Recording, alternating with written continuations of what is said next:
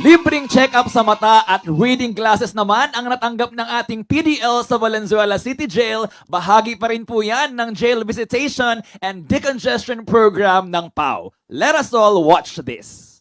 Bagamat masama ang kalagayan ng panahon, sinikap ng ating opisina sa pangunguna ng ating hepe, PAO Chief Persida Acosta, na mabisita ang mga Persons Deprived of Liberty o PDLs na nakalagak sa Valenzuela City Jail.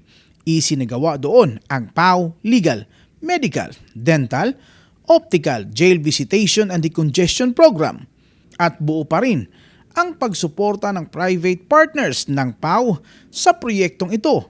Kabilang na nga doon ang Executive Optical o EO na katuwang ng PAO sa pagkakaloob ng free optical services at kasama din dito ang pamimigay ng free reading glasses ang ating tanggapan. Dito po sa Valenzuela City Jail, mostly ang nagiging patient natin na may panlalabo ang mata nasa range ng mga 30s to 40 years old po.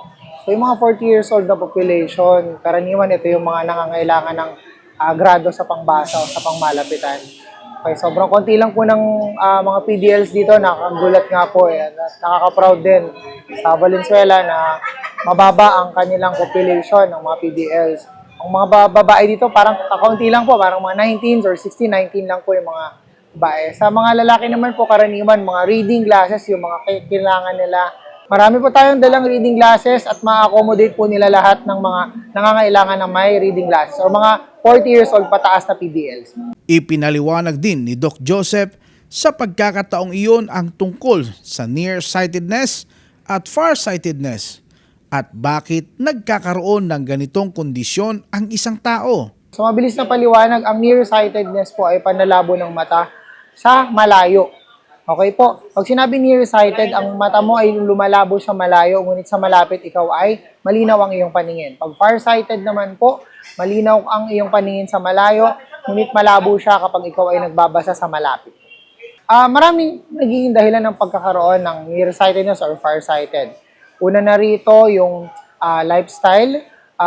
Pangalawa, pwede rin hong nasa lahi or nasa family nyo po ang merong grado ng nearsightedness or farsightedness. At yung isang nagiging dahilan ngayon na kung naging common cause, mabababang grado ng nearsightedness, ito po yung dahil tayo nasa digital age.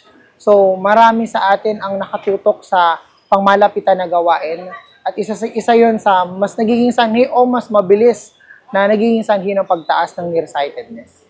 Payo pa din ni Doc Joseph na hanggat maaari upang maiwasan ang ganitong mga kondisyon ng mata ay bantayan ang sarili, ika nga, lifestyle check, lalo na sa mga kinakain. Bukod po sa tamang pag-iingat o pag-aalaga sa ating mata, dapat din po yung ating sarili inuuna natin. Kumbaga, iwasan ang pagkakaroon ng diabetes, kumain ng tama, maging healthy ng tama, at iwasan yung mga bawal, iwasan yung mga sobrang tamis, sobrang alat na mga pagkain. Para sa #PalaNews, ako si Gerald Dranyes Persida Acosta, tagapagtanggol ng masa katarungan laban sa kahirapan.